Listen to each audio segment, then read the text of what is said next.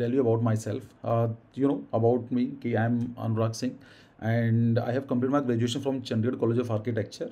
And for this teaching experience, it has been more than 6 or 7 years. Like I started this Arc Genesis in 2019. So आप समझ सकते हैं 2019 के बाद आप लोगों ने मुझे देखा भी होगा, मोस्ट ऑफ द वीडियोस आप लोगों ने यूट्यूब में देखी होंगी, तो मेरे थंबनेल पर फोटोग्राफ्स लगी होती है. So this is me smiling here. And ये चीज़ें आती हैं. मुझे 6 से लेकर 7 साल हो गए हैं एक्सपीरियंस आप लोग पढ़ाते हुए, और हर साल लगभग 5 से लेकर 7 बैचेस निकलते हैं.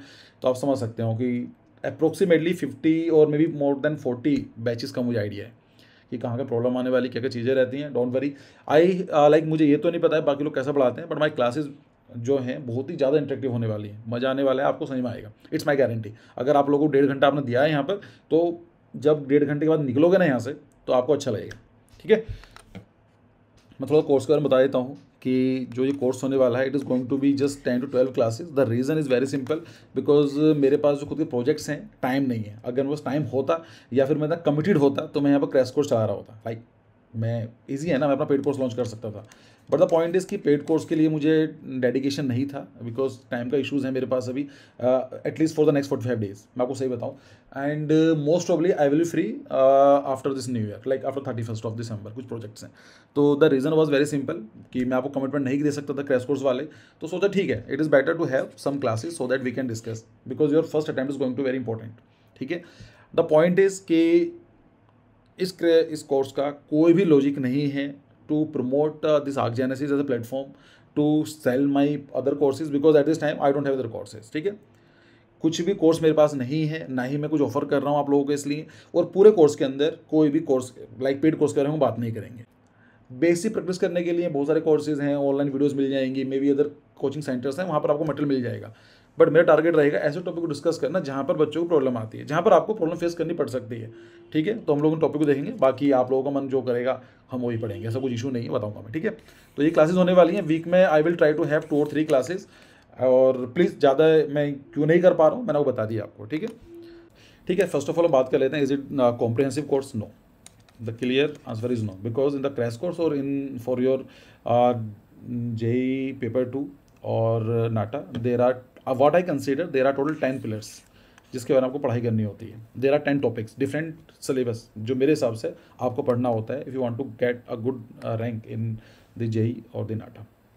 Let's forget about the NATA at this time, just focus on the JEE. So HOA means history of architecture. I am just discussing the complete syllabus. History of architecture means world history as well as Indian history. World history के अंदर Greek, Romans and all this thing, Borok style और ये सब चीज़ें आती हैं. And history of architecture का मतलब हो गया Indian architecture, like Indus valley civilisation and then later Mauryas and Guptas and all this thing. Delhi सल्तनत वाला पार्ट भी इंपॉर्टेंट है, एंड द ब्रिटिश आर्किटेक्चर. कुछ क्वेश्चन वहाँ पूछे जाते हैं. Second pillar what I consider is BCM, that is building construction and building material.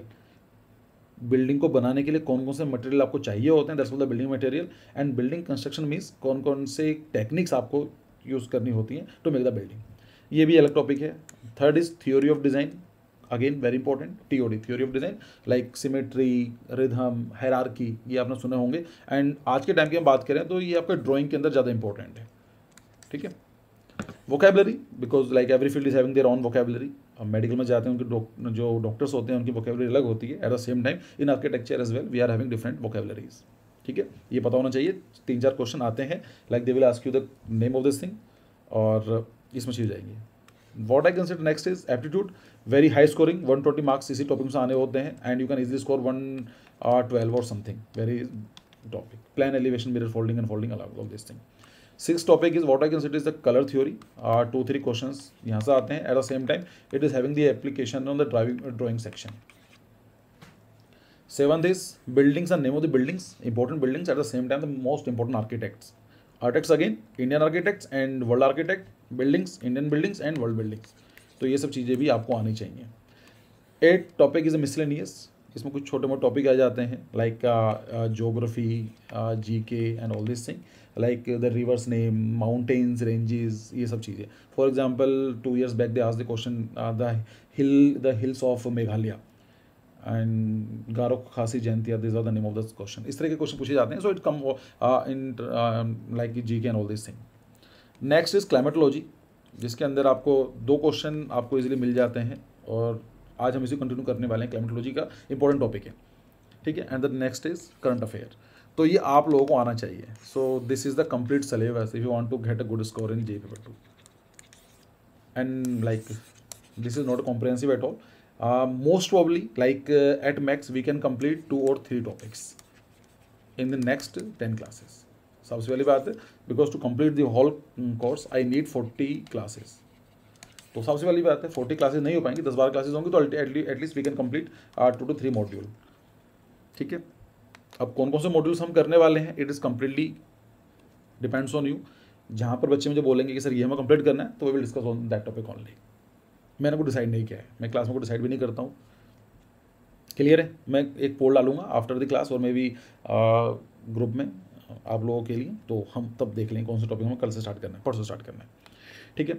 देखो, कोई भी एग्ज़ाम की तैयारी, कोई सा भी एग्ज़ाम ले लीजिए आप, चाहे जे की बात करें, चाहे नीट की बात करें, IAS, PCS, SSC, बैंक, कोई सा एग्ज़ाम ले लीजिए, there are 3 step formula to crack the examination. 3 step formula होता है और यही तरीका होना चाहिए। पहला होना चाहिए अभी क्लासेस। क्लासेस का मतलब क्या होता है, आ एक्सपर्ट कैन गाइड यू। खुद करने बैठोगे कर तो आप खुद भी लोगे, बट जो एक्सपर्ट होता है ना उसे पता होता है क्या काम करना क्या नहीं करना। For example, if you want to go from like Mumbai to Delhi आना चाहते हो, तो ऑप्शन तो आपके पास हैं, but is better you can ask someone जो जाता रहता है, तो आप बता देगा कि this is the way and you have to follow this path only. So आपका जो टाइम होता है वो बच जाता है। हम लोग उसको कंटिन्यू कर रहे हैं यहाँ पर। सेकेंड थिंग इज बुक्स और the materials. What ever I am discussing, जो भी बात करूँगा ओरली होगा, आपको नोट्स बनाने होते हैं या कहीं से पढ़ाई करनी होगी, मटेरियल आपको चाहिए होता है। और आज के टाइम के अंदर we are living in the as of information, हर इंफॉर्मेशन आपको फ्री ऑफ कॉस्ट अवेलेबल है। थर्ड इज, जो भी आपने पढ़ा है और जो मैंने आपको पढ़ाया है कितना आपको आता है, to check, that is the practice set, MCQs, ठीक है। You can buy any book, मिल जाएंगे आपको material. I am not recommending any book और समथिंग। बुक ले सकते हैं आप, किसी के टेस्ट दे सकते हैं। अगर पैसे बिल्कुल खर्च नहीं करने हैं, डाउनलोड द PYQs, उनको सॉल्व कर लीजिए। सर ऑप्शन मैंने आपको बता दी है। क्लासेस में यहाँ पर देने वाला हूँ, मटेरियल आपको मैनेज करना है, ये सब चीज़ें आपको मैनेज करनी है, but this is the 3 step formula. उसके बिना काम नहीं आएगा। आप लोग लगेगा कि ठीक है सर पढ़ लिया, में जो आते हैं MCQ सॉल्व नहीं होंगे। मटेरियल आप लोगों ने खुद नोट्स नहीं बनाए होंगे तो आपको समझ में नहीं आएगा। जब तक आप टेबल चेयर पर पढ़ाई नहीं करते हो, टेबल चेयर का मतलब पेन पेंसिल और ड्राइंग लेके सेल्फ स्टडी नहीं करते हो, किसी काम की नहीं होती। आप 100 वीडियोस देख लीजिए, कुछ समझ में नहीं आएगा आपको। जैसे है ना, डांस करना होता है, तो मैं डांस के स्टेप सिखा सकता हूँ, एंड ऑफ द डे आपको खुद प्रैक्टिस करनी पड़ेगी। अगर नहीं करोगे तो नहीं समझ में आएगा। लगेगा कि हाँ मैंने पढ़ाई कर ली है, क्रैश कोर्स ले लिया है, सब चीज़ चल रही है, बट नहीं होगा। तो प्लीज़ हम मेक श्योर कि जो मैं डिस्कस कर रहा हूँ उसके नोट्स बना लेना। नोट्स बनाने के बाद आपके पास जो मटेरियल है और उससे कुछ क्वेश्चन PYQ चेक कर लो, बेस्ट है। अगर हम बात करते हैं आर्किटेक्चर वर्ड ऐसा कहाँ से आया है, एज अ वर्ड एटमोलॉजी के बारे में बात की जाए, architecture came from the 2 words, archi plus tecton. Architecton से आया है, आर्किटेक्ट जो बना है ये आर्की प्लस टेक्टोन से बना है। आर्की का मतलब होता है चीफ और लीडर और रॉयल, और टेक्टोन मतलब होता है बिल्डर। आप समझ सकते हो, रॉयल बिल्डर, चीफ बिल्डर, कुछ ही बोल सकते हो, ये लीडर बिल्डर, आर्किटेक्टोन। फिर आर्किटेक्टोन से होता है architecture. So architecture is a branch, is a field, is a discipline. और आर्किटेक्ट कौन होता है, जो उस फील्ड को प्रैक्टिस कर रहा होता है। फॉर एग्जाम्पल, मैं आर्किटेक्ट हूँ, मैं बिल्डिंग्स बनाने में हेल्प करता हूँ लोगों की, तो मैं आर्किटेक्ट हूँ, मैं प्रैक्टिस कर रहा हूँ आर्किटेक्चर को, ठीक है। डिफरेंस पता होना चाहिए। कुछ लोग बोल देते हैं कि मेरा फ्रेंड है ये आर्किटेक्चर है, भाई मैं आर्किटेक्चर नहीं हूँ, मैं आर्किटेक्ट हूँ, आर्किटेक्चर फील्ड को प्रोफेशन कर रहा हूँ, ठीक है। अल्टीमेटली आपने देखा होगा आर्किटेक्टोन का मतलब क्या होता है, chief. Archi signifies the highest और the chief position, similar to the word of archi bishop. नाम सुना होगा आपने, आर्की शॉप है, आर्की बिशप का नाम सुना होगा, आर्की एंजल्स होते हैं। इनका मीनिंग पता करना क्या होता है, आपको पता जाएगा आर्किटेक्चर वर्ड कहाँ से है, आर्किटेक्चर का आर्की। अगेन टेक्टोन का मतलब क्या होता है, बिल्डर। पता होना जरूरी है कि आर्किटेक्चर होता क्या है। ये आप लोगों के होमवर्क है, मैंने कुछ वोकेबलरी आप लोगों के लिए दिखी है कि आर्कीटाइप, आर्कीट्रेव, आर्कीप्लैगो, आर्च और टेक्टोनिक प्लेट, ये सब जो हैं ये रूट्स आर्की टेक्टोन से आए हैं, आर्की प्लस टेक्टोन से ही हैं। तो आपको पता होना चाहिए, देख लेना। और खासकर स्टार्टिंग के वाले आर्कीट्रेव और आर्च, आर्कीटाइप, आर्कीप्लैगो ज्योग्राफी का है, बाकी 3-4 वर्ड देख लीजिएगा। इट इज़ योर होमवर्क, ठीक है। 2 तरह का तरीका होता है पढ़ाने का। There are 2 ways of teaching. एक इंडक्शन डिडक्शन। हल्का सा बता देता हूँ उसमें क्या होता है। एक तरीका ये होता है कि मैं आपको पहले समझाऊँ theory and then I will give you the questions. एक तरीका दूसरा होता है कि first let's have some questions, समझते हैं क्वेश्चन कैसे आते हैं, फिर हम उसको पढ़ने की कोशिश करेंगे। मैं डिडक्शन मेथड ज़्यादा पसंद करता हूँ, मतलब ये वाला, इस तरह वाला। ये क्वेश्चंस आपके पूछे गए हैं like in the previous question paper, पिछले 5-7 साल में क्वेश्चन पूछे गए हैं। कुछ मिलते जुलते हैं, कुछ सेम सेम क्वेश्चन हैं। In the northern hemisphere during winters the sun rises from which direction. J paper की बात कर रहा हूँ, my target is J paper 2 majorly है। ये क्वेश्चन पूछे गए हैं कि नॉर्दर्न हेमिस्फेयर में विंटर्स में सन कौन से डायरेक्शन से राइज करता है या फिर कौन से डायरेक्शन से सेट करता है। और कैसे क्वेश्चन पूछे जाते हैं, मैं जवाब नहीं मांग रहा हूँ कर। Which direction receive the maximum sunlight through out the day in the northern hemisphere. ऐसे क्वेश्चन पूछे जाते हैं, सुना होगा आपने कि मैक्सिमम सनलाइट कहाँ से आती है डायरेक्शन बेस्ड क्वेश्चन में। नॉर्दर्न हेमिस्फेयर क्या है, ठीक है। और क्वेश्चन दिखा देता हूँ। इन साउदर्न, मैं क्वेश्चन डिस्कस नहीं कर रहा हूँ, मैं पूरा समझाऊंगा, then we will discuss all this question. And ये सिर्फ इतना ही नहीं है, 20-30 क्वेश्चन और डिस्कस करेंगे जब टॉपिक कंप्लीट हो जाएगा। So in southern hemisphere shading devices are least required on window facing which direction. ये क्वेश्चन पूछे जाते हैं।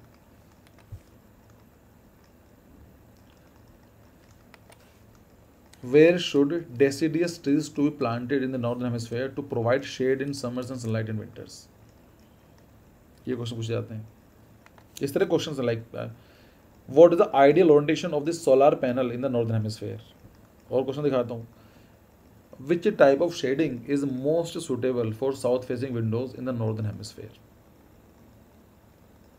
पॉइंट इज, ये जो क्वेश्चन पूछे जाते हैं इस टॉपिक के ऊपर, there can be total 4 type of the different questions they can ask the question in the examination.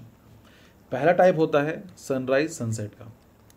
जैसा पहला क्वेश्चन दिखाया मैंने आपको कि नॉर्दर्न हेमिस्फेयर में समर्स हैं तो कौन सी डायरेक्शन में सन सेट होगा या सनराइज करेगा। ये क्वेश्चन 2022 तक तो मैंने देखे थे, उसके बाद आई थिंक नहीं आया है। लाइक 2015 से लेकर 22 तक क्वेश्चन देखने को मिलते थे। इसका मतलब ये नहीं पूछे जा सकते, but I am telling you the one thing. फिर क्वेश्चन दूसरे तरह के होते हैं कि शेडोलेस लाइट क्या होती है। मतलब बहुत सिंपल क्वेश्चन होता है कि नॉर्दर्न हेमिस्फेयर में शेडोलेस लाइट कौन सी डायरेक्शन में होती है। ये कुछ भी हो सकता है। इसका मिलता जुलता क्वेश्चन आ सकता है कि मैक्सिमम सनलाइट कहाँ पर मिलती है आपको। यह क्वेश्चन आ सकता है कि शेडो लेंथ कितनी आती है, सबसे छोटी शेडो लेंथ और सबसे बड़ी। ये क्वेश्चन पूछे बन जाते हैं। थर्ड टाइप क्वेश्चन आता है प्लांटेशन के ऊपर या फिर सोलर पैनल के ऊपर। In which direction we need to plant a trees. ये ऐसा हो सकता है कि एक क्लाइंट है जो साउथर्न हेमिस्फीयर में रहता है, उसको सोलर पैनल कौन सी डायरेक्शन में इंस्टॉल करने चाहिए। ये क्वेश्चन पूछे जा सकते हैं। शेडिंग डिवाइस के ऊपर क्वेश्चन आते हैं, हॉरिजॉन्टल लगाने चाहिए, वर्टिकल लगाने चाहिए, विंडोज प्रोजेक्शन के बारे में पूछे जाते हैं। ये टॉपिक पे एक क्वेश्चन लगभग 1-2 क्वेश्चन पूछे जाते हैं। और ये टॉपिक कैसा है कि अगर आपको समझ में आ गया, if you understand the concept, तो अल्टीमेटली क्वेश्चन कभी गलत होंगे ही नहीं। बाकी ये टॉपिक थोड़ा ऐसा बच्चे इसको इग्नोर करते हैं। क्लियर है यहाँ तक? 2 years back they asked a very easy question, and the question was like that कि your site is in Goa, in which direction you will provide the windows to get the sea view। ऐसे question पूछे जाते हैं। तो इसमें geography question ज़्यादा है actually, कि जो गोवा है आपका, यहाँ है गोवा। तो अगर गोवा का क्लाइंट आपका यहाँ पर है तो कौन से डायरेक्शन में आप दोगे विंडोज जहाँ पर आपको सी मिलेगा। यहाँ पर तो आप लिखोगे ये ईस्ट है, ये वेस्ट है, ये नॉर्थ है, साउथ है, तो आप वेस्टर्न डायरेक्शन के अंदर विंडोज़ दोगे। जो बिल्डिंग होगी आपकी, लाइक जो आपकी बिल्डिंग बनेगी इस तरीके से, तो आप यहाँ पर, हाँ नाटक के लिए यहाँ पर इस डायरेक्शन में दोगे। ऑल दो बहुत ही बेसिक क्वेश्चन है। और अच्छा यार, अपना जो AS7 जो भाई आपका नाम है, प्लीज़ इसको मुझे व्हाट्सअप करना 9250809050 पर नाम लिख के, पूरा नाम आपका क्या है, ठीक है।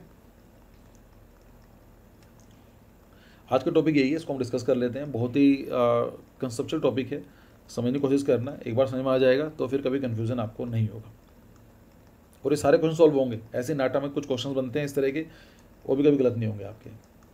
बाकी ये प्लान एलिवेशन मिरर फोल्डिंग सब कराते हैं, मैं नहीं भी कराऊंगा, आप कर लोगे। आपने कोचिंग ले रखी होगी, वहाँ से पढ़ लेना, नहीं हो यूट्यूब से पढ़ लेना। कहीं क्लास नहीं मिलती है तो आर्गजेंस पर जाओगे, बतेरी वीडियोज़ हैं, वहाँ पर आप देखोगे। तो मैं हर साल ये कराता हूँ, बट इस बार मैंने थोड़ा चेंज कर दिया है, बिकॉज पहले पता होता था कि पूरे साल हूँ मैं आपके लोगों के पास, कि मुझे कोई बात नहीं, टाइम में था मेरे पास। अब मेरे पास सिर्फ 10 डेज़ का ही है, 10 क्लासेस का ही है, कोई बात नहीं।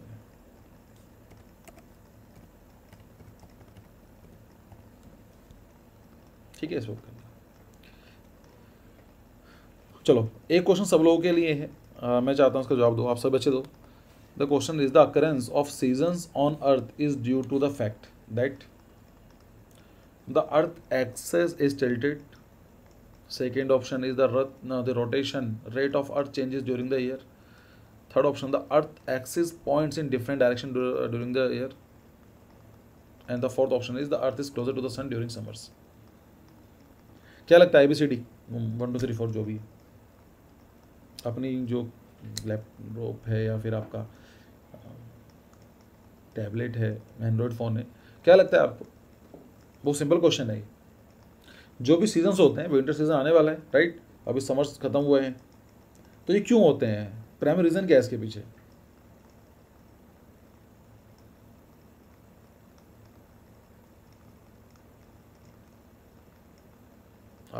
लक्षिका बोल रही हैं D है, आलिमा A है, खुशहाली बोल रहे हैं 4 है, तने बोल रहे हैं D है जी। आदित्य यादव बोल रहे हैं B है। वेरी इंटरेस्टिंग यार, मज़ा आने वाला है। प्रीति सिंह 3, सची A, गार्गी D, अमकार। चलो वेरी गुड, इंटरेक्टिव रहो यार, पढ़ाई के लिए कुछ हो नहीं है, बिल्कुल आराम से पढ़ाई करते हैं, बहुत ही मज़ा आने वाला है, इसलिए बोल रहा हूँ। आप समय आप लोगों ने कभी इस तरह से पढ़ाई नहीं करी होगी। चलो अब यहाँ तो क्लियर हुआ कि इस क्वेश्चन अगर ये आता है तो ABCD चारों ऑप्शन सबके पास हैं। बहुत ही सिंपल है भाई, पूछते ही हैं कि ये विंटर्स क्यों आने वाली हैं, क्या रीज़न क्या है भाई, विंटर्स क्यों आ रही हैं। कोई 2 बोल रहा है, 3 बोला, ठीक है। चलो मैं एक क्वेश्चन इसी को ही आप लोगों से और पूछता हूँ, मैं थोड़ा बड़ा कर लेता हूँ आप लोगों के लिए, सो दैट कि क्लियर हो जाए। हम लोग ये सभी मानते हैं कि जो हमारी अर्थ है वो स्फेरिकल है, our earth is spherical and its revolves around the sun, ये पता है। और यही बोलते हैं कि जो ऑर्बिट है, मतलब दिस इज सन, और जो हमारी अर्थ है वो कुछ इस तरह से ऑर्बिट करती है ना, इलिप्टिकल ऑर्बिट है अपनी अर्थ की। जब इलिप्टिकल ऑर्बिट है सो देयर आर 2 कंडीशंस, मतलब 2 पोजीशन बनती हैं अर्थ की, दिस इज अवर अर्थ ये, और दिस इज अवर अर्थ, ऐसा मान लेते हैं। एक टाइम ऐसा आता है जब हमारी अर्थ सन के सबसे ज़्यादा क्लोज होती है, जैसे ये ना, earth is very close to the sun during the summers. एक टाइम ऐसा आता है जब हमारी अर्थ सन के सबसे क्लोज होती है। एक होता है जहाँ पर सबसे दूर होती है, बिकॉज इलेप्टिकल है, हम लोग समझ सकते हैं इस चीज़ के लिए। वेरी सिंपल क्वेश्चन भाई, इलेप्टिकल हमारी अर्थ रोटेट कर रही है, तो एक टाइम आएगा जो हमारी अर्थ होगी वो सबसे क्लोज होगी सन के। एक टाइम ऐसा आएगा कि जो हमारी अर्थ है सबसे दूर होगी। Very simple.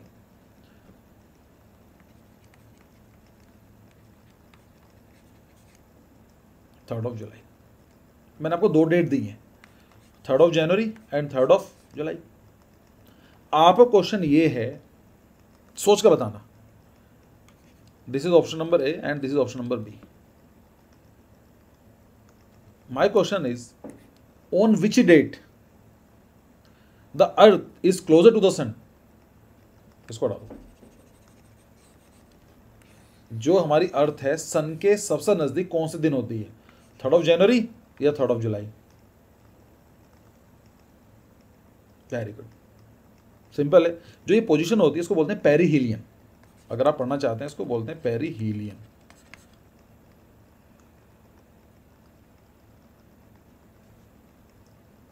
और देखो यहाँ पर ज़्यादातर बच्चों ने B बोला है, but I can see some option A।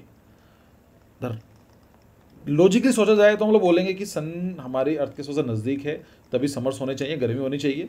So ultimately ये ऑप्शन बनता है। बट अगर मैं आपसे बात करूं कि जो ये है, सही आंसर इसका ये वाला है, इट इज़ ट्रू। नहीं, इसके पीछे नहीं है, वो अलग है। आपको मैं चीज़ समझाऊंगा ये वाले क्वेश्चंस। देखो मुझे 2 क्लास लगेंगे इस पूरा टॉपिक कंप्लीट करने में। आपको मास्टर बना दूंगा पूरे अर्थ सन कैसे रोटेट करती है। इतने इंटरेस्टिंग कॉन्सेप्ट आने वाले हैं। आपको पहले तो मुझे तोड़ना था ना ये सब चीज़ें, जिन बच्चों को लगता था। और लॉजिकली देखा जाए सही है, अगर आप बोन फायर कर रहे हो, विंटर्स आने वाली है, एक फायर लगी हुई है, पास बैठो तो ज़्यादा गर्मी लगेगी ना भाई, साफ सी वाली बात है। आपने फायर लगा रखी है यहाँ पे, यहाँ बैठोगे और यहाँ बैठोगे तो you will get more heat, you will experience more heat because closeness. True, but the point is कि सर आप जो कह रहे हो कि बात तो सही है, अगर हमारी अर्थ सन के बिल्कुल पास में होगी, जब ज़्यादा पास में होगी तो गर्मी होनी चाहिए, सही बात है लॉजिकली। बट ये तो 3 जून को होती है, 3 जनवरी को होती है, मतलब जो आने वाला है आफ्टर 2 months लेटर आप देखेंगे इसको। So it is going to the closest, our earth is going to the closest. और जब हमारी अर्थ सन के सबसे दूर होती है, यहाँ पर होती है वाला, और जो टाइम होता है 3rd जुलाई होता है। और 3rd जुलाई को हम जानते हैं ना, जून जुलाई कितनी गर्मी लगती है यार, ये क्या मतलब हुआ? फिर ये तो ऑप्शन तो नहीं हो सकता है वाला। ये याद रखना, पेरिहीलियन और अपोहीलियन, दीज आर द 2 पोजिशंस। ये क्लास 6 एनसीईआरटी में दिया हुआ है इसके बारे में, ज्योग्राफी। लॉजिकल तो ठीक है। अच्छा मुझे एक बात बताओ, आपके क्वेश्चन पूछूं बहुत इंटरेस्टिंग सा। सपोज दिस इज अवर अर्थ, ठीक है, यहाँ से एक यूफो निकल कर आता है। यूफो ऐसे तो होता है, कैसे बनाते हैं इसको, एलियन आते हैं, और मान के चलो क्या बोलेंगे उसको, चलो मान लेते हैं जनवरी चल रहा है, एलियन है, वो हमारी अर्थ पर लैंड करते हैं और उस टाइम जनवरी है, तो एलियन को क्या लगेगा? लाइक एलियन के हिसाब से अर्थ पर समर्स होंगे या विंटर्स होंगे? Option A, option B. Alien को क्या लगेगा, एलियन क्या बोलेगा? उसने विजिट किया हमारी अर्थ को और उसने बोला अपने फ्रेंड से जाके कि यार मैं गया था अर्थ पर, वहाँ तो समर्स हैं या विंटर्स हैं, क्या लगता है आपको जनवरी को? ये पूरा का पूरा गेम ही अलग है। 3rd जनवरी को समर बोलेगा वो यार, कैसे बोलेगा समर्स? 3rd जनवरी को समर्स कैसे हो सकते हैं आप बताओ? जब जनवरी में आने वाला है, आप जनवरी में क्या समर्स करते हो, विंटर्स लगते हैं। अब बोल दोगे सर सर विंटर्स होगा, सही बात है विंटर्स होगा, बट आपने ये वाला फैक्ट भी पढ़ा होगा, आई सपोज आपने ये वाला फैक्ट पढ़ा होगा कि Australians celebrate Christmas and new year in summers. भाई क्रिसमस की डेट कब है? 25 दिसंबर। हम सेलिब्रेट करते हैं विंटर्स में, ये पढ़ा है आपने। और जो ऑस्ट्रेलियंस होते हैं वो समर्स में करते हैं यार। ये क्या मतलब है फिर से sir, summer winter? The reason is हमारी अर्थ पर एज अ होल कोई सीजन होता ही नहीं है। There is no as such summers और विंटर्स। नहीं, मैं सिंपल, ऑफ कोर्स एलियन का अलग है, आप समझो। नहीं, रिलेटेड हम भी नहीं है। जितनी हमारी अर्थ है ना, मैं वो जो यही कहना चाहता हूं, this is one of the most interesting topic पढ़ने के लिए। जब भी आज तक हम लोग देखा है ना, सारा सा चेंज होने वाला है आप लोगों के साथ। आते उन्होंने सोचा है विंटर्स और समर्स हो रहे हैं, भाई हमारी अर्थ पर समर्स भी होते हैं विंटर्स भी होते हैं एट द सेम टाइम। हमने सुना था कि 21 दिसंबर को लॉन्गेस्ट नाइट होती है, ये तो पढ़ा होगा आप लोगों ने। या और बनाता हूँ, 21 जून को क्या बोलते हैं उसको, लॉन्गेस्ट डे बोलते हैं on the international yoga day, है ना। ये आपने पढ़ा है कि 21 जून को सबसे बड़ा दिन होता है। मेरे बच्चों, सबसे बड़ा दिन होता है ना, वो होता है हमारे लिए, नॉर्दर्न हेमिस्फीयर वाले बच्चों के लिए। साउदर्न हेमिस्फीयर वालों के लिए सबसे छोटी रात होती है। सबसे बड़ा दिन होता है अपने लोगों के लिए, मतलब नॉर्दर्न हेमिस्फीयर के लिए। बताऊंगा क्या चीज़ होती है ये। साउदर्न हेमिस्फीयर वालों के लिए सबसे बड़ी रात होती है। एट द सेम टाइम 21 दिसंबर आने वाला है, अभी 1-1.5 महीने के बाद आने वाला है। It is going the longest night, but it is for the northern hemisphere. Southern hemisphere के अंदर सबसे बड़ा दिन होगा।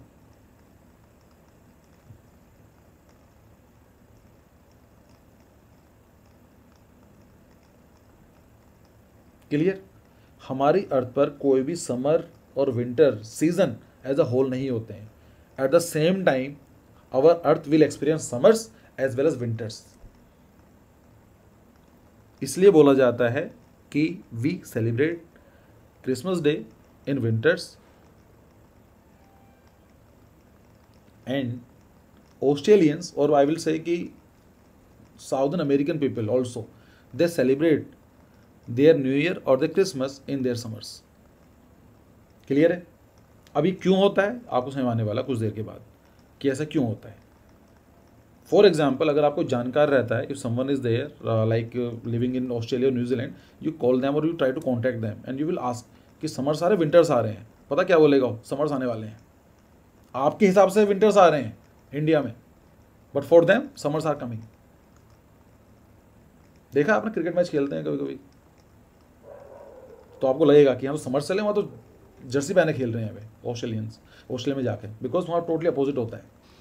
ये सारा का सारा गेम जो है ये हमारी अर्थ के मूवमेंट के ऊपर है। And the right answer of this question is earth axis is tilted.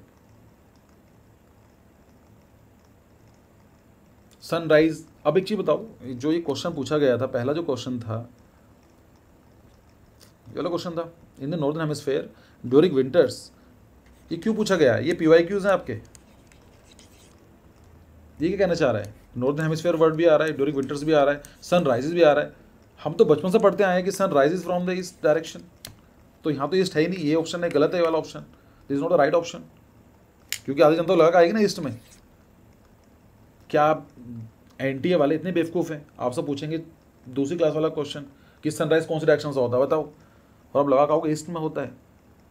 इसका आंसर है नॉर्थ ईस्ट में होता है। सनराइजेज है ना, yes, sunrise is north east and sunset in north west. This is the beauty of this topic. ये जो question पूछे गए हैं आप लोगों से डायरेक्शन के बारे में, मैक्सिमम सनलाइट, क्या मतलब मैक्सिमम सनलाइट? अगर मैक्सिमम सनलाइट पूरी दुनिया में सेम हो रही होती तो why the question is mentioning this word northern hemisphere? वो तो बोलता ना कि हमारी अर्थ पर सबसे सनलाइट कब होती है। क्यों दे रहा है direction? Why the question? Why the examiner is giving you this thing? Northern hemisphere, winters, sunrises. चलो और देखते हैं। साउथर्न हेमिस्फीयर की बात कर रहा है, शेडिंग डिवाइसेस,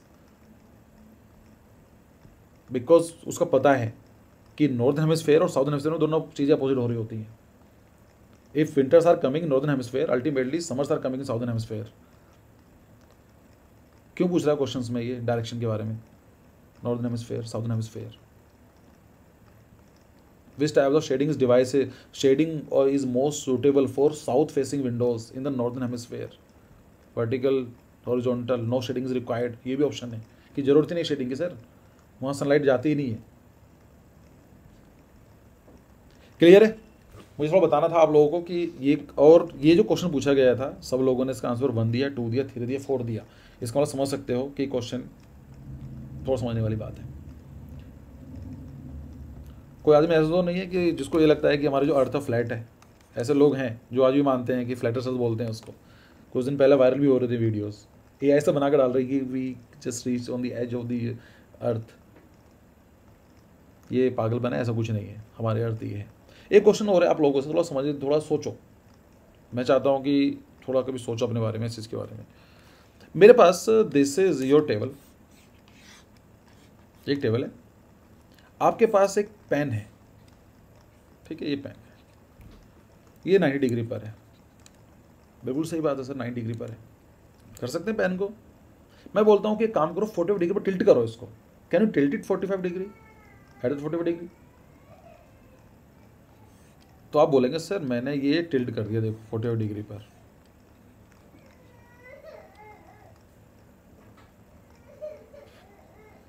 ये प्रॉब्लम है मुझे, ठीक है। यहाँ पर तो आप 45 डिग्री पर टिल्ट कर सकते हो इसको, आप बिल्कुल कर दोगे सर, ठीक है। आप पता 45 डिग्री पर करना क्या करना है। इस क्वेश्चन का सही आंसर क्या है? ये है, जो हमारी अर्थ है वो टिल्ट है, बट सर अर्थ तो हमारी क्या है, एक स्फेयर है, गोल से एक बॉल है आपके पास, एक बॉल मैं देता हूँ खेलने वाली जो गेंद होती है, एक कोई सी बॉल ले लीजिए, क्रिकेट ले लीजिए, फुटबॉल ले लीजिए, उसको टिल्ट कर सकते हो क्या? क्या कोई स्फेरिकल चीज, कोई बॉडी, स्फेरिकल बॉडी टिल्ट हो सकती है 45 डिग्री पर, 23.5 डिग्री पर? पैन का समय में तो आता है सर। अब मैं इस बॉल को कितना मैं टिल्ट कर दूँ, टिल्ट तो होगी ही नहीं आ रही है, कितना घुमाते रहो। इसका सही आंसर ये कैसे हो सकता है? और पूरा का पूरा जो क्वेश्चन का आंसर यही actually, the right answer is this only. जो भी हो रहा है विंटर सीजन जो देखते हो आप आज के टाइम में, ऑटोमन देखा होगा, स्प्रिंग सीजन सुना होगा आपने, टिल्ट का मतलब झुकाव। भाई पैन को टिल्ट कर सकते हो ना आप, एक स्टिक आपके पास, टिल्ट कर सकते हो आप एक बॉल को कैसे टिल्ट करोगे यार? और हम आता पढ़ते हुए आए हैं, बिकॉज अर्थ, लोग रट्टा मार लेते हैं, because our earth is tilted on its axis on 23.5 degree, इसलिए। चलो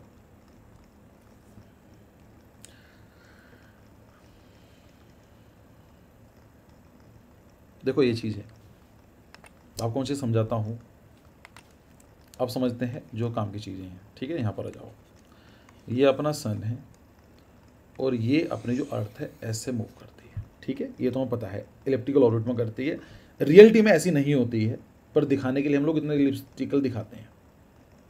अगर आप मुझसे पूछोगे सर कि कितना इलिप्टिकल होती है, ये देखने में कुछ इस तरह की होती है, इस तरह से। जो एक्चुअली ऑर्बिट है अपनी अर्थ की वो ये है इलिप्टिकल ऑर्बिट है, जो रियल अर्थ की ऑर्बिट है।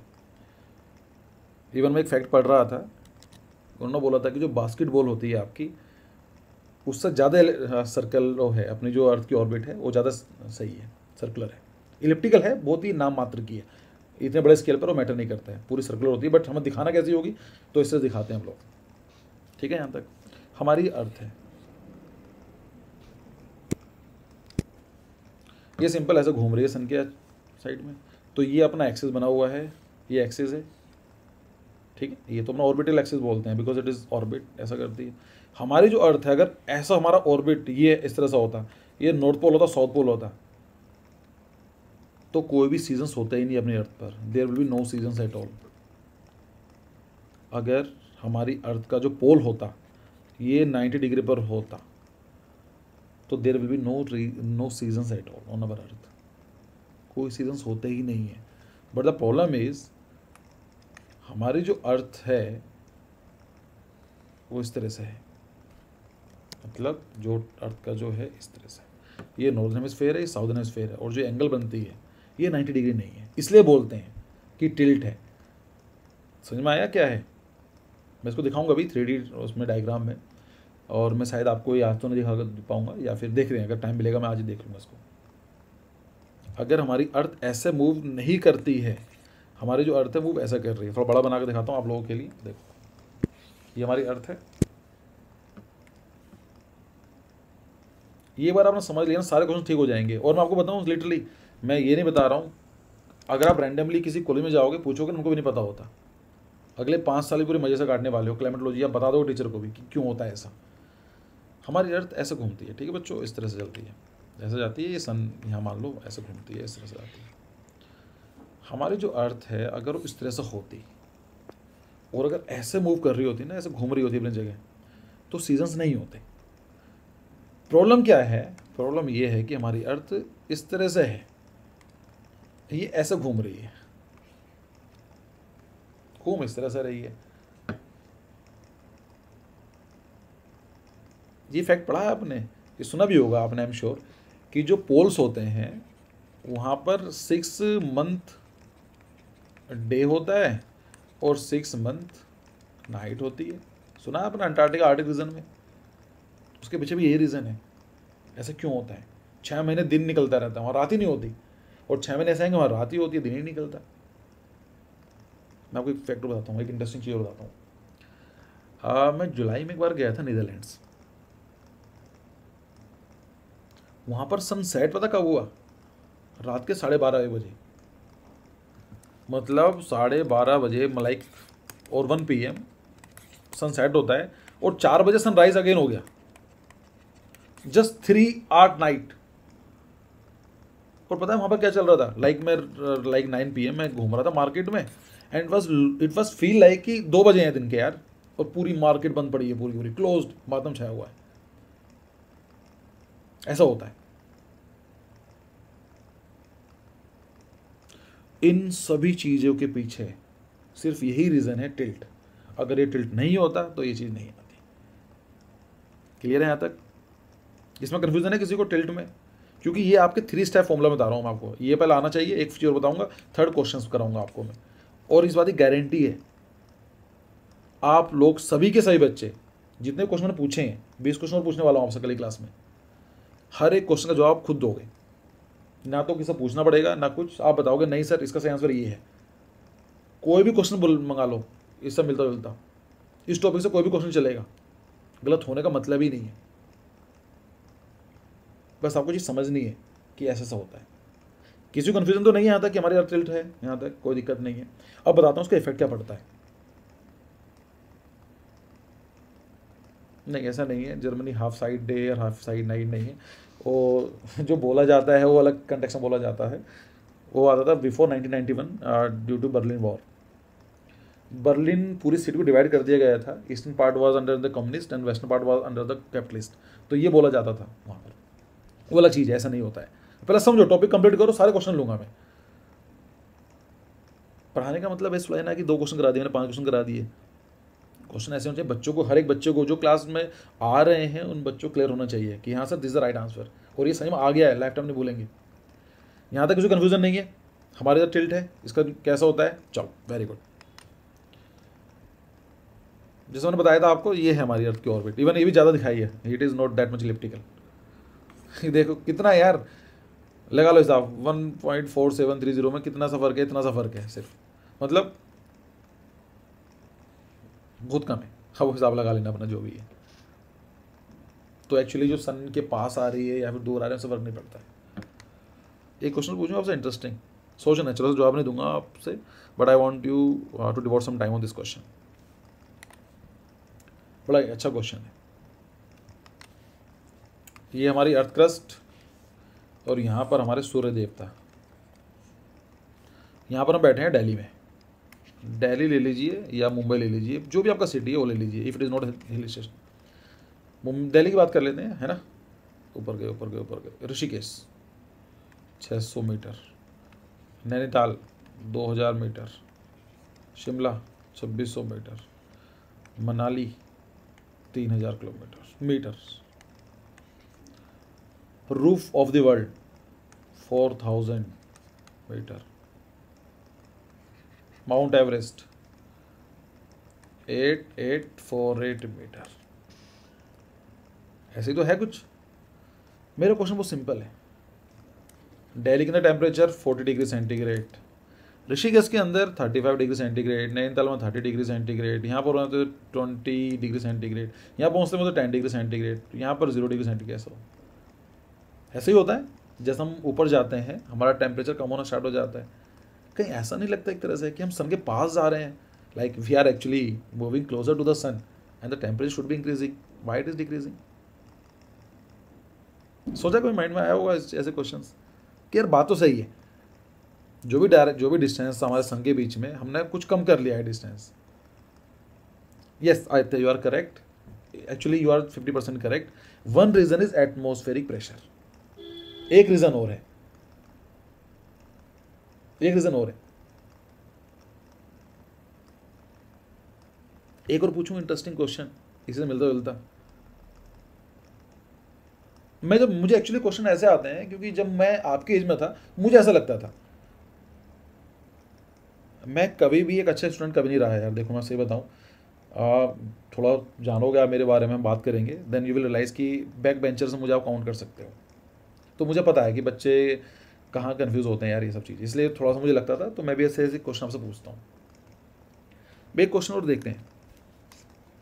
आपने देखा ग्रीन हाउसेज होते हैं खासकर हिली एरियाज़ में जहाँ पर ठंड पड़ती है, बहुत ज़्यादा विंटर्स होते हैं, तो क्या करते हैं, बिकॉज एग्रीकल्चर में प्रॉब्लम आती है, like agriculture is not possible over there because of the very cold temperature. So what they do, they make green house, एक ग्रीन हाउस बनाते हैं। वो ग्रीन हाउस का मतलब सिंपल होता है कि the temperature if outside temperature 10 degree centigrade, तो अंडर द ग्रीन हाउस जो भी बनाया जाता है उसका टेम्परेचर 20 डिग्री सेंटीग्रेड होता है। इट इज़ वार्मर देन इनका warmer than the atmosphere surroundings. Reason क्या होता है? ये आता है सन से रेज आती हैं सन से रेज, वेरी गुड। यहाँ एक प्लांट लगे होते हैं, टेम्परेचर इंक्रीज करते हैं, ठीक है कर लेते हैं।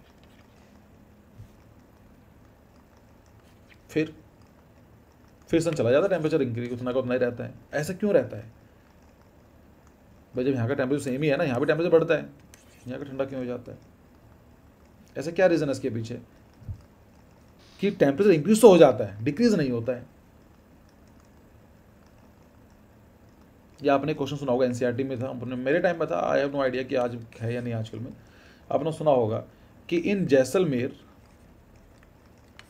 The day temperature is 4 degree centigrade, और आप नाइट में जाते हो, you need a blanket. Yes,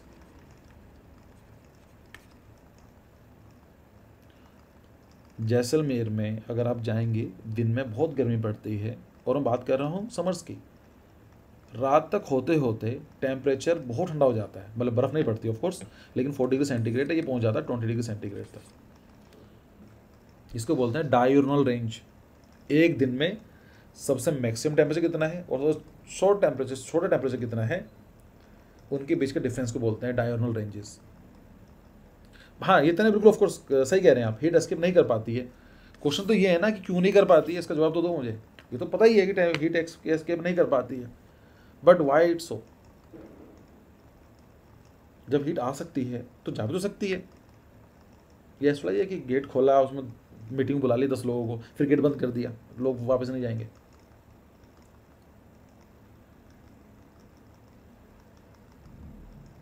ये सारे के सारे क्वेश्चन बहुत इंटरेस्टिंग है, पढ़ लेने को, जीके में क्वेश्चन बन सकते हैं ये। तो होता यही है कि पढ़ाने के लिए बहुत कुछ है यार, लेकिन क्वेश्चन पर आते हैं। ये बात क्लियर हुई? अच्छा, अब थोड़ा सा पढ़ लेते हैं नॉर्दर्न हेमिस्फेयर, इन सब चीज़ों के बारे में बात कर लेते हैं, ये क्या होते हैं। देखो, आप लोगों को क्लास में ये सिखाया जाता था आज तक कि this is our earth, this is equator, है ना? ये क्या है बच्चों? 0 डिग्री, ये इसको बोलते हैं इक्वेटर। जो ये वाला पार्ट है, ये वाला मतलब ये जो है, ये है नॉर्दर्न हेमिस्फेयर, और जो ये वाला पार्ट है, ये है आपका साउदर्न हेमिस्फेयर। ये सिखाया जाता है आपको, ये हमें सब पता है। आपने ये भी सुना होगा कि जो ये लाइन होती है, ये वाली, और जो ये लाइन होती है जिसको बोलते हैं 23.5 डिग्री, ये वही एंगल है जो हमारी अर्थ टिल्ट है ना, 23.5 डिग्री नॉर्थ। इसको बोलते हैं ट्रॉपिक ऑफ कैंसर। और जो ये लाइन होती है 23.5 डिग्री साउथ, इसको बोलते हैं ट्रॉपिक ऑफ कैप्रिकॉर्न। ये भी सुना होगा आपने। 23.5 डिग्री क्यों आया? क्योंकि यही है वो एंगल है हमारे इधर, जो हमारी अर्थ है वो टिल्ट है। मैं सोचता था कि यार 23 क्यों रखा, 25 कर लेते, ईजी रहता याद करने में। भाई ये चलती नहीं है ना चीज़ें, ये आपने देखा होगा। और जो ये वाला बच्चा होता है, दिस इज नॉर्थ पोल और दिस इज साउथ पोल, ये हमने सुना हुआ है बिल्कुल यहाँ तक। और हम लोग सोचते हैं कि सन हमारा यहाँ पर है और यहाँ पर लाइट आ रही है। एक्चुअली जो सिखाया जाता है थोड़ा सा गलत सिखाया जाता है। सिखाना क्या चाहिए बच्चों को, इस तरह से सिखाना चाहिए, this is equator, this is tropic of cancer and this is tropic of capricorn and this are your north pole, south pole, north pole. अब बोलोगे सर इससे क्या फ़र्क पड़ता है? बच्चों इसी से सारा फ़र्क पड़ता है, क्योंकि हम टिल्ट को दिखाते ही नहीं है। टिल्ट को, ये जो है ना, ये जो एंगल है, ये वाला यही तो है 23.5 डिग्री ये, और उसकी वजह से सारा का सारा गेम जो हमारे क्लाइमेट्स हैं। सीजन्स हैं इसलिए होते हैं।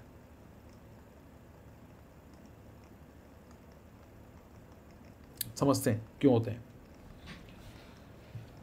अब जो आप पढ़ने वाले हो सबसे इम्पोर्टेंट कॉन्सेप्ट है, अगर आपने वो समझ लिया तो इस पूरे डिस्कशन का, इस पूरे क्लासेस का जो भी हम लोग पढ़ने वाले हैं इस टॉपिक का, आपका 80% टॉपिक कंप्लीट हो जाएंगे। उसके बाद में सिर्फ वाइंड अप करना है, सब कुछ अब क्लियर हो जाएंगे। ये कंसेप्ट है आज की क्लास का, ये आपको आना चाहिए और 80% आप अभी समझ लोगे इस टॉपिक, इस कॉन्सेप्ट को समझने के बाद। इतना आ गया है तो वैसे भी सारा हो ही चुका है। ध्यान सुनो।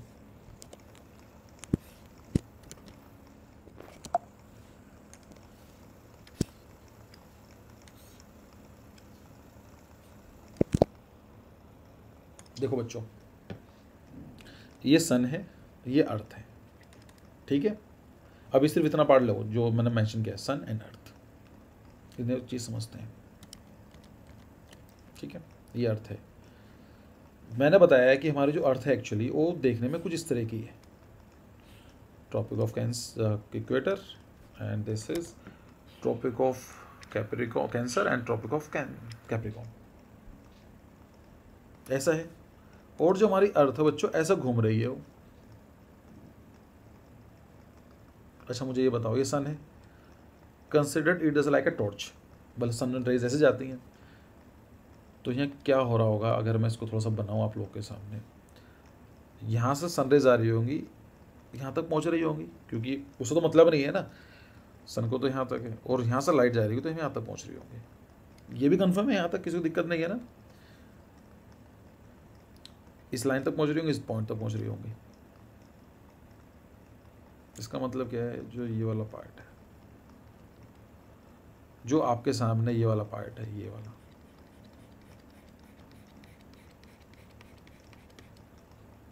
ये सन के ठीक सामने है, तो यहाँ पर आपको डे देखने को मिलेगा और उसके पीछे यहाँ पर आपको नाइट देखने को मिलेगी।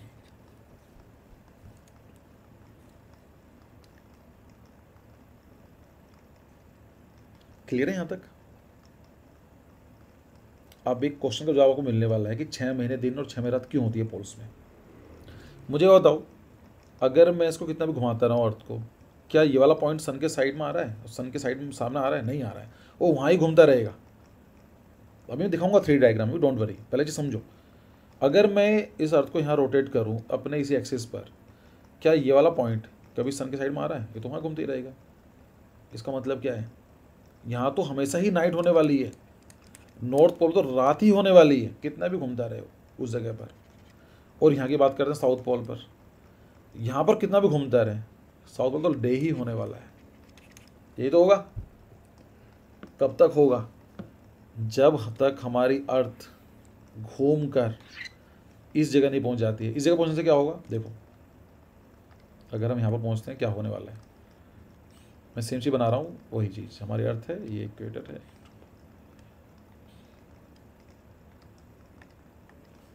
वैसे ही सन की जो पड़ेगी लाइट यहाँ तक जाएगी और इसकी जाएगी आपको यहाँ तक,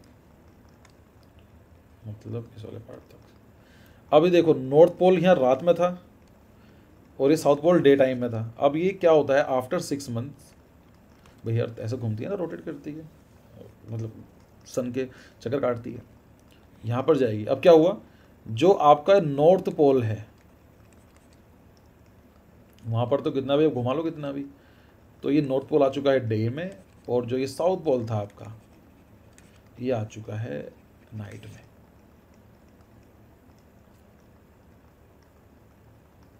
क्लियर?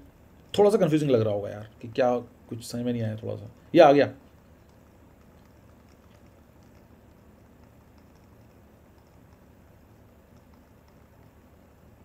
मुझे बताओ क्या लगता है कि हाँ कुछ तो आ रहा है। यहाँ पर आपको सनलाइट यहाँ नहीं पहुँच रही है नॉर्थ पोल पर, यहाँ पर आ रहा है, क्योंकि सारा का सारा गेम इसी का है बच्चों। ये चीज़ समझिए आपको, तो कॉन्ग्रेचुलेशन, 90% कंप्लीट आपका टॉपिक, और सारे क्वेश्चन हो जाएंगे आपको, देखना। चलो very good. Just a second, देखो ये वेबसाइट है और इसको हम लोग वो कर सकते हैं थोड़ा सा दिखाने के लिए, जिससे आपको थोड़ा क्लियर हो जाएगा। मैं थोड़ा सा वो कर देता हूँ, एनिमेशन कर देते हैं। स्पीड कैसे कम करेगी यार, स्पीड, हाँ ये रहा, देखो थोड़ा सा बड़ा करता हूँ आप लोगों के लिए जिससे कि दिख जाए, इतना बड़ा, ठीक है। और एनिमेशन थोड़ा सा और कम कर देते हैं, ये रहा। देखो यहाँ फोकस करो, ये क्या है, equator, tropic of cancer and tropic of capricorn. अब यहाँ पर जो लाइन बोलने वाला हूँ समझ लो, क्योंकि जो पहले टाइप के क्वेश्चन थे यहाँ सॉल्व हो जाएंगे आपके। यहाँ पर देखो, इस जगह पर सन के ठीक सामने कहाँ पर है, यहाँ पर है।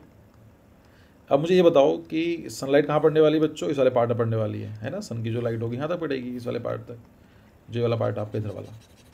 ये कौन सा है, नॉर्थ पोल है, ये साउथ पोल है, ये वाला। नॉर्थ पोल रात में है, सनलाइट पहुँच ही नहीं रही है सर वहाँ तक, तो ये आ गया आपका नाइट में। और साउथ है, ये आ गया आपका डे में। क्लियर है यहाँ तक, कन्फ्यूज़न नहीं है। अब मैं कुछ नहीं कर रहा हूँ, अभी क्या चल रहा है, ये जनवरी चल रहा है, इसको मैं लेकर जा रहा हूँ जुलाई में जाके, सिंपल जुलाई में ले जाता हूँ। छोटा करना पड़ेगा थोड़ा सा बच्चों, इसको एनिमेशन कर देते हैं। यहाँ पर आते हैं, इसको यहाँ से लेते हैं। अब देखो जरा आप ही, ये बना इक्वेटर, ये ट्रॉपिक ऑफ कैंसर और ट्रॉपिक ऑफ कैप्रिकॉर्न। अब मुझे ये बताओ कि जो नॉर्थ पोल था तो ये रहा नॉर्थ पोल। देखो दिन हमारे तो रोटेट कर रही है ना, देख पा रहे हो एनिमेशन में। नॉर्थ पोल तो रात हो ही नहीं रही है, यहाँ तो डे है सर। और जो साउथ पोल है ये, यहाँ तो नाइट है। इसलिए मैंने बताया था कि 6 महीने तक दिन होने वाला है, 6 महीने रात होने वाली है। कब तक रहेगी, जब तक ये पूरी अर्थ घूम कर ये है ना यहाँ तक, ये फिर आगे नहीं पहुँच जाता 6 महीने बाद। देखो देखो देखो सर, वहाँ पहुँच जाएगा, फिर रात हो जाएगी 6 महीने के लिए, 6 महीने के बाद। अब मुझे एक बात बताओ, अब जो मैं बात करने जा रहा हूँ आप लोगों से, वो है आपके फर्स्ट टाइप ऑफ क्वेश्चंस। इसी टॉपिक से आते हैं कि कौन से डायरेक्शन में सन राइज करेगा और कौन से डायरेक्शन में सन सेट करेगा। लोग पता क्या करते हैं, sunset sunrise, sunset sunrise, 4 question बनते हैं इसके ऊपर, और चारों को रट्टा मार लेते हैं कि एग्जाम में जो भी पूछेंगे हम बता देंगे। बट एग्जामिनर अब तेज हो गए हैं, अब क्वेश्चन ऐसा पूछते हैं कि उसका उल्टा निकल जाता है। रट्टा नहीं मारना, समझना है। फ़ायदा क्या हुआ यार, अगर अभी रट्टा मारेंगे इतनी मेहनत करने के बाद, तो फ़ायदा क्या हुआ।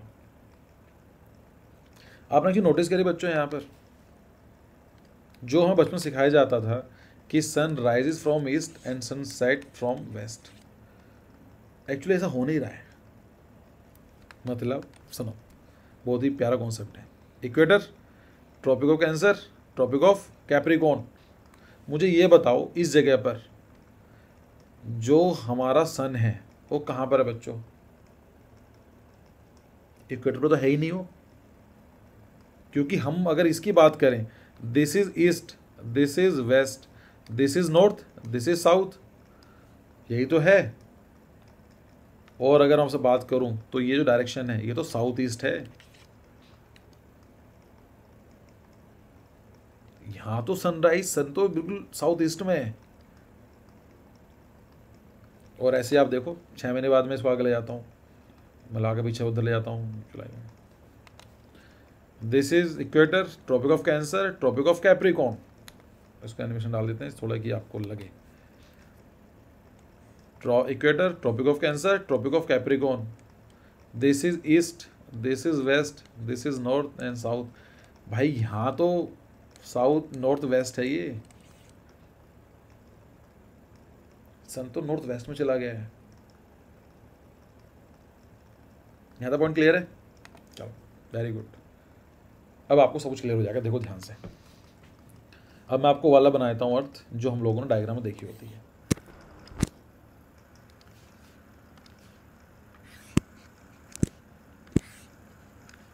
देखो बच्चों, ये है, ध्यान से सुनो। ये है ईस्ट, ये है वेस्ट, ये है नॉर्थ, ये है साउथ। हमारा सन ईस्ट से सनराइज करता है, सन सेट वेस्ट में करता है। बट ऐसा सिर्फ 2 ही दिन होता है पूरे साल में। There are only 2 days in which sun exactly sun rises from the east and sets in the west out of 365 days। सिर्फ 2 दिन ऐसा होता है। और नहीं तो क्या करता है, सन आज यहाँ पर है, कल यहाँ पर होगा, कल यहाँ पर होगा, फिर यहाँ पर जाएगा, यहाँ जाएगा, और अल्टीमेटली इस जगह होता है इधर। ये पता कब होता है, 21 जून को होता है। फिर वापस आएगा ये, फिर आई थिंक सितंबर में होता है, फिर इधर जाएगा ये, और इधर जब होगा ये होता है 21 दिसंबर में, ऐसा जाता है। यहाँ पर सन एक्चुअली मूव कर रहा है, इसको बोलते हैं sun is actually oscillating between the tropics, tropic of cancer and tropic of Capricorn. और जब देखा होगा आपने, ये होता है मार्च में, मार्च और सितंबर में होता है, मार्च एंड सितंबर में रहता है इक्वेटर के पास। सोचो मार्च में कैसा लगता है मौसम, अच्छा लगता है, बट हम जैसे मार्च अप्रैल मई जून जाते हैं तो टेम्परेचर इंक्रीज होना स्टार्ट हो जाता है। कहाँ पर, अपना इंडिया यहाँ पर पड़ता है, इधर इधर। एक्चुअली ये ऐसा बनना चाहिए। इसीलिए after the March in April May June July temperature normally increase करता है। 21 को सबसे ज़्यादा बड़ा दिन रहता है, लेकिन फिर क्या करेगा, वापस आएगा। तो ये जो महीने होते हैं ना, ये वाले अप्रैल मई जून जुलाई अगस्त सितंबर, ये 6 महीने होते हैं, ये यहाँ समर रहते हैं, ये वाला इस तरह का। अब क्या हो रहा है, सितंबर यहाँ पर था, अक्टूबर नवंबर, तो सन कहाँ पहुँच गया, यहाँ पर इस जगह। अब क्या होने वाला है, जो ऑस्ट्रेलिया में रह रहा है इधर, उसको सेम चीज़ हो रही है कि अब सन यहाँ पर रहने वाला है, यहाँ पर जाएगा। अब अगले 6 महीने ऑस्ट्रेलियन कॉन्टिनेंट में समर्स होंगे और यहाँ पर इंडिया में विंटर्स होंगे। इसीलिए मैंने बोला था जब क्वेश्चन था कि अगर एलियन आएगा ना, वो नहीं बता पाएगा कि समर्स हैं या विंटर्स हैं, क्योंकि उसको तो कुछ दिखाई ही नहीं देगा। उसको तो लगेगा भाई सेम ही चल रहा है, समर्स भी विंटर्स भी, क्या बोलेगा। इसीलिए हमारी अर्थ पर सेपरेटली सीजन्स नहीं होते हैं, समर्स होंगे, उसके अपोजिट पार्ट में विंटर्स भी हो रहे होंगे। पॉइंट क्लियर है यहाँ तक। 21, अब सुनो, 21 जून को हम लोग क्या बोलते हैं, इंटरनेशनल योगा डे मनाते हैं ना। क्या बोला जाता है कि आज सबसे बड़ा दिन है ना, लॉन्गेस्ट डे बोलते हैं। लॉन्गेस्ट डे हम बोलते तो हैं, बट लॉन्गेस्ट डे पता किन के लिए है, इन कंट्रीज़ के लिए है जो नॉर्दर्न हेमिस्फीयर में रहते हैं, इन कंट्रीज़ के लिए। और अभी हम क्या बोलेंगे, 21 दिसंबर को it is a longest night, बोलते हैं लॉन्गेस्ट नाइट है। तो बच्चों लॉन्गेस्ट नाइट पता कहाँ के लिए है, ये भी नॉर्दर्न हेमिस्फीयर के लिए लॉन्गेस्ट नाइट, क्योंकि यहाँ तो लॉन्गेस्ट डे होगा उस दिन, सन यहाँ पर होगा ना इधर। पर आप बात करेंगे सर फिर लॉन्गेस्ट नाइट लॉन्गेस्ट डे हम इसलिए बोलते हैं बिकॉज पूरी दुनिया में जो ह्यूमैनिटी है वो 90% नॉर्दर्न हेमिस्फीयर में है। यहाँ पर कौन कौन से कंट्रीज़ हैं, अगर आप देखेंगे तो बहुत ही कम कंट्रीज़ हैं जो साउथर्न हेमिस्फीयर में है। 90% population lives in northern hemisphere. तो हम स्टैंडर्ड बोल देते हैं कि समर्स है विंटर्स हैं, क्यों, 90% लोग सेम एक्सपीरियंस करते हैं, but in true sense actually ऐसा है नहीं। अगर आप वर्ल्ड मैप बनाएंगे तो वर्ल्ड मैप आपका कुछ ऐसा दिखाई देगा। ये आपका है साउदर्न हेमिस्फीयर, और ये आपका आ गया नॉर्थर्न, ये सॉरी ये आ गया आपका साउथ अमेरिका, और यहाँ से आता है अफ्रीका ये, और यहाँ पर आ गया आपका इधर ये इंडिया जाता है, इधर नहीं सॉरी इंडिया जाता 8 डिग्री तक जाता है यहाँ तक, इधर मालदीव्स है जो क्रॉस करता है। ये अपना इंडिया आ गया इधर, ये पाकिस्तान वाला कंट्री, और ये ऐसा बनता है, और ऑस्ट्रेलिया बनता है आपका ये यहाँ पर इस तरह से इकट पास करता है, ट्रॉपिक ऑफ कैप्रिकॉर्न पास करता है। तो देखो इन कंट्रीज़ में अर्जेंटीना कौन जाता है, पेरू, बोलीविया, पराग्वे, इन कंट्रीज़ में कौन जाता है, कोई नहीं आता, बहुत कम पॉपुलेशन है। तो अल्टीमेटली यहाँ क्या है, north America, Canada, Mexico, Europe, India, China, Japan, Nepal, Pakistan, Bhutan, सारे कंट्रीज़ यहाँ पर है। तो हम बोल देते हैं कि सबसे बड़ा दिन है, बट इन ट्रू सेंस सबसे बड़ा दिन नॉर्दर्न हेमिस्फीयर के लिए है। और ये चीज़ है ना, ये आपका जो एग्जामिनर है वो जानता है कि भाई ये क्वेश्चन में एक्चुअली नॉर्दर्न हेमिस्फीयर की बात चल रही है, और इसीलिए नॉर्दर्न हेमिस्फीयर साउदर्न हेमिस्फीयर वो मेंशन करता है क्वेश्चन में। क्लियर, कॉन्सेप्ट क्लियर हुआ। अगर आपको ये चीज़ समझ में आ गई है तो अब मेरे लिए समझाने के लिए कुछ नहीं बचा हुआ है। आपको बेसिक फंडामेंटल क्लियर हो चुके हैं, सिर्फ मुझे क्वेश्चन बताने हैं कि ये कैसे कैसे सोल्व होंगे आगे के। जैसे क्वेश्चन मैं एक आपको बता देता हूँ, बाकी हम दूसरी क्लास में लेंगे। बाकी के 3 टॉपिक जो हैं देखो ध्यान से। मैं थोड़ा सा टाइम लेता हूँ बताने का, क्योंकि मेरा ऐसा आता नहीं है कि मैं कुछ भी बताकर चला जाऊँ। मैं जानता हूँ कि थोड़ा सा लगता है यार कितनी लंबा, क्या ज़रूरत है बताने की। बट आपको सिर्फ कॉलेज ही नहीं चाहिए, आपको 5 साल डिग्री में भी करने हैं, और उसके बाद लाइफ टाइम आपको सोच कर देखो कितनी बड़ी बेइज्जती होगी। आप 3rd ईयर में घूम रहे हैं, फाइनल ईयर में, एक बच्चा पूछ ले, आपको पता ना हो कि यार होता तो है, अरे किसी के आर्किटेक्ट हो भाई आप। देखो अब ध्यान से, तो ये वाली बात क्लियर हुई कि हमारा क्या होगा। 21 को हमारा सन यहाँ तब रहता है, और ऐसे ही 21 दिसंबर को सन इधर रहेगा।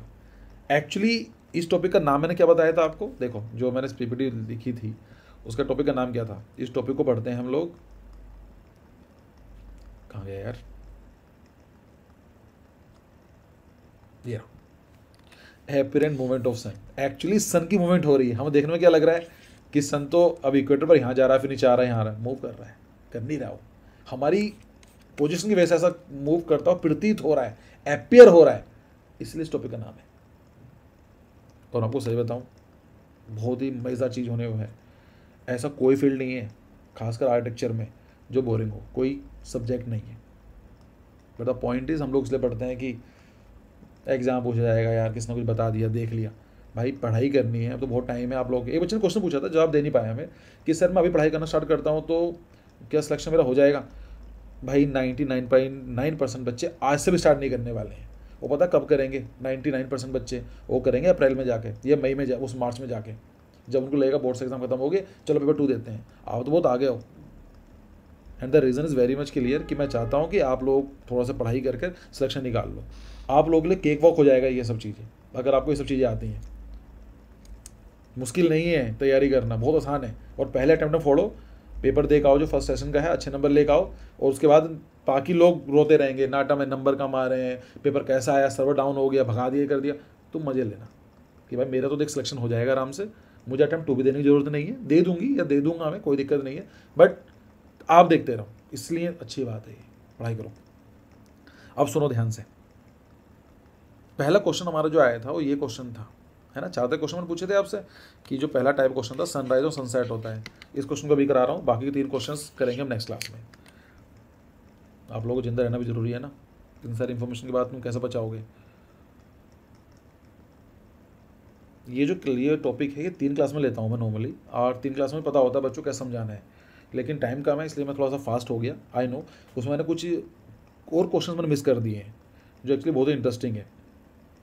जैसे एक क्वेश्चन दूँ आपको मैं, कभी देखना, आप सर्च करना कि जितने भी अपनी दुनिया में जितने भी मेजर डेजर्ट्स हैं, मतलब मरुस्थल हैं, जो भी मुख्य मरुस्थल हैं, वो ट्रॉपिक ऑफ कैंसर पर ही हैं और ट्रॉपिक ऑफ कैप्रिकॉर्न पर ही हैं। Most of the deserts on our planet earth are located on the tropic of cancer और ट्रॉपिक ऑफ कैप्रिकॉर्न। इंडिया के अंदर 3rd desert tropic of cancer पर है, साउथ अरेबियन जो अरेबियन डेजर्ट है ट्रॉपिक ऑफ कैंसर पर है। उधर जाओगे आप, सियर नवादा वाला जो पार्ट है अमेरिका का, वो भी ट्रॉपिक पर है। साउदर्न हेमिस्फीयर में बात करो, जो सहारा डेजर्ट है दुनिया का, वो ट्रॉपिक ऑफ कैप्रिकॉर्न पर है। ऑस्ट्रेलिया की बात करो, जिम्सन सिम्सन, ये सारे के सारे जो क्वेश्चंस हैं, जो भी सारे सारे डेजर्ट्स हैं, ये सारे ट्रॉपिक्स पर हैं। क्यों है भाई ट्रॉपिक्स पे ऐसा, और ट्रॉपिक्स कहाँ पर है, 23.5। सारा सारा गेम उसी का ही है, पूरा का पूरा अर्थ का, कि हमारी जो सिर्फ टिल्ट हो गई है। सोचो अगर टिल्ट ना होती कितनी बोरिंग होती है हमारी लाइफ। चलो खैर, इन क्वेश्चन को देखते हैं, आओ इस फोकस करते हैं।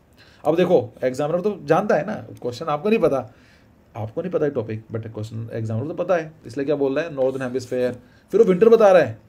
अगर उसको पता होता है कि विंटर्स हैं तो क्यों बोलता वो बोलता विंटर्स चल रहे हैं भाई ले लो। नहीं, उसे पता है कि अगर विंटर्स नॉर्दर्न हेमिस्फेयर में बताना पड़ेगा मुझे। Sun rises from which direction, ध्यान से सुनो। अब एक क्वेश्चन का जवाब देना लास्ट, उसके बाद आप लोग इस क्वेश्चन को सॉल्व करने में सक्षम हो जाएंगे। You will be able to solve this type of the questions.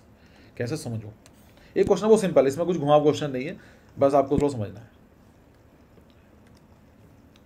मुझे वो बताओ, इसमें वो नहीं है कि सब कुछ सर उल्टा ही बता रहे हैं मुझे, मतलब जो मैं समझ रहा था तो उल्टा है, उल्टा नहीं है, लॉजिक लगाना, ये एक्चुअली सीधा क्वेश्चन है।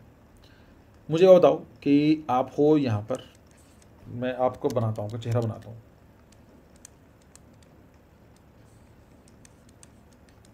ठीक है, ये आप हो, ये दांत भी हैं आपके अलग अलग हैं। आपको सिर्फ ये बताना है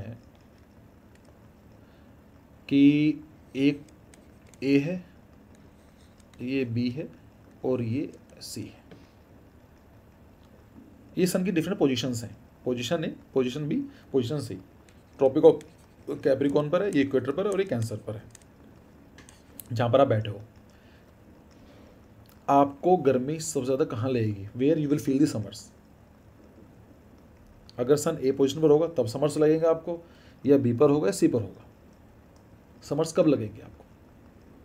बहुत सिंपल क्वेश्चन है।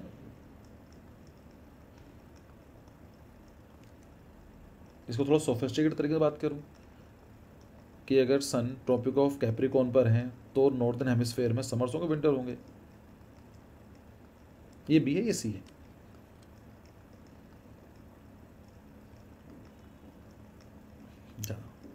अरे सिंपल है ना भाई, सी पे ही तो होंगे। अरे सर के ऊपर सर, आप मुझे बताओ ना, आप जहाँ खड़े हुए हो सूरज कहाँ पर है? सर के ऊपर चढ़ा हुआ है, गर्मी तभी तो लगेगी, क्योंकि सर यहाँ पर होगा। भाई यही तो है जून का बात, तो इतना कन्फ्यूज हो रहे हो बच्चों? जून की तो बात है कि सर आपने बताया 21 जून को यहाँ पर होता है सन ट्रॉपिक कैंसर पर। सब गर्मी कब लगती है? अब लगती है, या मार्च होता है, ये जनवरी इसमें होता है, ये जनवरी में होता है, दिसंबर में होता है। बता दो, दिसंबर में ठंड होती है, मार्च में थोड़ी सी कम होती है, और जून में तो क्या ही होता है। सिंपल सा पॉइंट ये है, पॉइंट ये कि सन जहाँ पर रहेगा उसी पर गर्मी लगेगी आपको। ठीक है, वहीं समर्स होंगे, गर्मी का मतलब समर्स है। तो ये क्वेश्चन देखो ना, प्यारा बनाया है एग्जामिनर ने, सोच समझ के। ये हमारी अर्थ, ईस्ट, वेस्ट, नॉर्थ, साउथ, इसको इक्वेटर बना लेते हैं इधर। अब क्वेश्चन ध्यान से पढ़ो, नॉर्दर्न हेमिस्फीयर की बात कर रहा है, नॉर्दर्न हेमिस्फीयर की बात कर रहा है, मतलब इस वाले की बात कर रहा है, इस वाले पार्ट की, इस वाले की, इस वाले की। क्लियर हो गया? ड्यूरिंग विंटर्स, इसका मतलब क्या है कि यार अगर यहां पर विंटर है, अगर यहां पर विंटर है,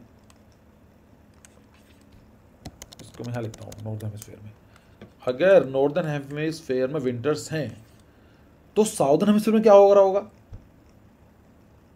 भाई? अगर नॉर्दर्न हेमिस्फीयर में विंटर्स हैं तो साउदर्न हेमिस्फीयर में क्या होगा? बताया ना, अगर एलियन आएगा तो उसको कुछ पता नहीं चलेगा, बिकॉज अर्थ पर बराबर होता है। तो बच्चों यहां पर क्या होंगे? समर्स होंगे। इसका मतलब क्या है कि सन हमारा कुछ भी कहते रहो, कहीं यहां पर घूम रहा होगा, है ना? यहां पर तो होगा भाई, समर्स क्यों होंगे? यहां घूम रहा होगा समर, सन यहाँ तो है ही नहीं विंटर्स में तो। हाँ यार, बात तो सही है सर, सही कह रहे हो आप कि अगर यहाँ पर विंटर्स हैं तो साउदर्न हेमिस्फीयर में समर्स होंगे, और अगर साउदर्न हेमिस्फीयर में समर्स हैं तो सन का यहाँ होगा। तो मुझे बताओ कि सन राइज कहाँ से करेगा और सन सेट कहाँ से करेगा? आप बोलोगे सर देखो ये रहा, ये ईस्ट है, ये वेस्ट है, सन राइज यहाँ से करेगा और ये घूमता रहता यहाँ सेट कर जाएगा। तो सन राइज करेगा साउथ ईस्ट में और सन सेट करेगा साउथ वेस्ट में। सही आंसर क्या होगा इसका? सन राइजेस साउथ ईस्ट में, ये रहा। आलिमा, ऋषिकेश, और बताओ, सब ने सी से जवाब दिया, सी का जवाब दिया, किसका दिया मुझे नहीं पता। मुझे ये बताओ कि ये क्वेश्चन सॉल्व हुआ आपसे, जिसमें कंफ्यूजन है कुछ भी, या बच्चे रट्टा मार लेते हैं? पर भाई रट्टा तो तब मारोगे ना आप जब पता हो कि सन कहाँ पर है। हो सकता है कि लोग कुछ पूछ ले, उसने बोल दिया कि नॉर्थ हेमिस्फीयर में यहाँ पर समर्स हैं, फिर ढूंढते रहो, हो गया खत्म यार, डन प्रत्युष। ये था कॉन्सेप्ट। चलो अब कुछ क्वेश्चन पूछने वाला हूँ आप लोगों से, एक तो हटा दो ऑप्शंस, सिर्फ मैं यहाँ पर बात कर रहा हूँ। मुझे ये बताना है कि एक ऑप्शन में लिख रहा हूँ, क्वेश्चन नॉर्दर्न हेमिस्फेयर की बात चल रही है, क्वेश्चन है, और यहाँ पर समर्स हैं, और आपको बताना है, ये छोड़ो मैं इसको थोड़ा सा इजी बनाता हूँ आप लोगों के लिए। मैं देता हूँ साउदर्न हेमिस्फेयर की बात चल रही है, ठीक है, और यहाँ पर समर चल रहे हैं। आपको बताना है कि सनराइज कौन से डायरेक्शन में होगा। अगर आपको आता है तो बताओ। ऑप्शन यही है, साउदर्न हेमिस्फेयर। क्वेश्चन बताऊं, in the southern hemisphere during summers the sun rise from which direction. अरे सर आपको यही तो बोलना है कि सर आपने सेम क्वेश्चन पूछ लिया है, सेम तो क्वेश्चन पूछ लिया मैंने। इसका मतलब क्या है, साउथ इंडियन समझ है, इसका मतलब अच्छा क्वेश्चन सॉल्व कैसे करना है, सुनो टेक्निक भी दूंगा आपको हर क्वेश्चन को सॉल्व करने की, टेक्निक ही बताऊंगा कैसे करना है। इन क्वेश्चन में गलती कहाँ करोगे आप, ये मान के चलो, सुनो पहले आप पहली बार एग्जाम दे रहे हो फर्स्ट टाइम, या मैक्सिमम आपका सेकंड टाइम होगा, मेरा 50वां टाइम है, 50th टाइम है, इतने सारे बैचेज होते हैं, सारे बच्चे एग्जाम देते हैं, ठीक है।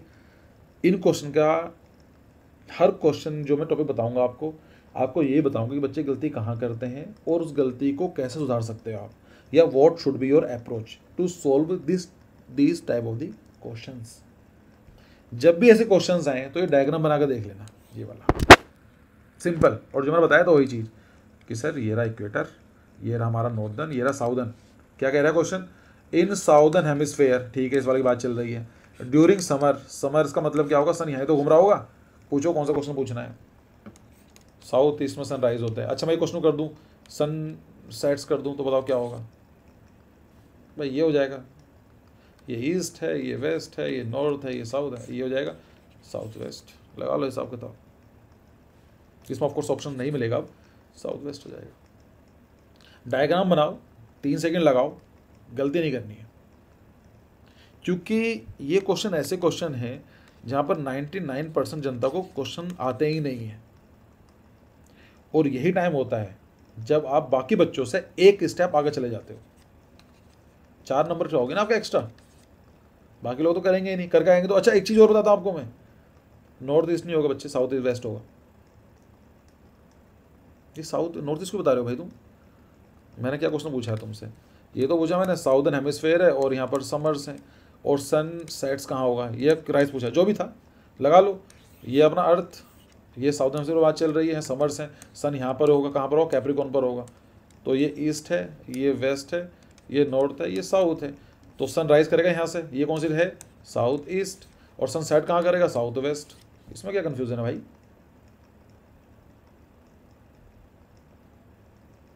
इन क्वेश्चन को सब बच्चे अटेम्प्ट करते हैं और ज़्यादातर बच्चों गलत होते हैं क्योंकि उनको लॉजिक ही नहीं पता, और एग्जामिनर क्या करता है ना, घुमा फिरा के साउथ हेमिस्फीयर में विंटर कर देगा, ये कर देगा, वो कर देगा, बताओ। चलो लास्ट क्वेश्चन, और मैं चाहता हूँ आज की क्लास से विदा लेने से पहले कि जितने बच्चे भी हैं उन बच्चों के क्वेश्चन सही हो जाएं, है ना। आप लोगों ने यार मुझे 1.5 घंटा दिया है, क्या बोलेंगे उसको, 1 आवर 30 मिनट। अच्छा मेरी राइटिंग इतनी ख़राब नहीं है, मैं टाइम बचाने के लिए करता हूँ, अगर मैं लिखना चाहूँ तो मतलब समझ रहे हो, मैं स्टाइल पर अच्छा लिख लेता हूँ, तो प्लीज़ मैनेज कर लेना।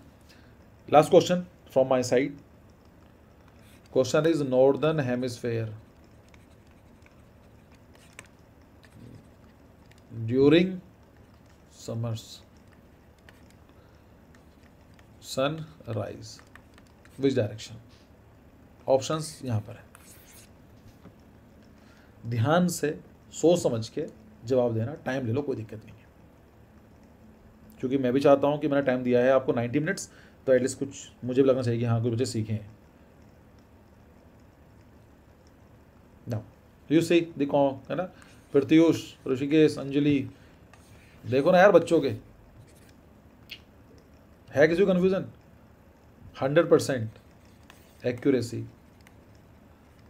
पढ़ाना तो ऐसा पढ़ना है, पढ़ाना भी इस तरह से, लाइक मेरा भी क्रेडिट जाता है यार, ऐसा नहीं है कि आप इतने अच्छे हो, मैं भी ठीक ठाक पढ़ा लेता हूँ, और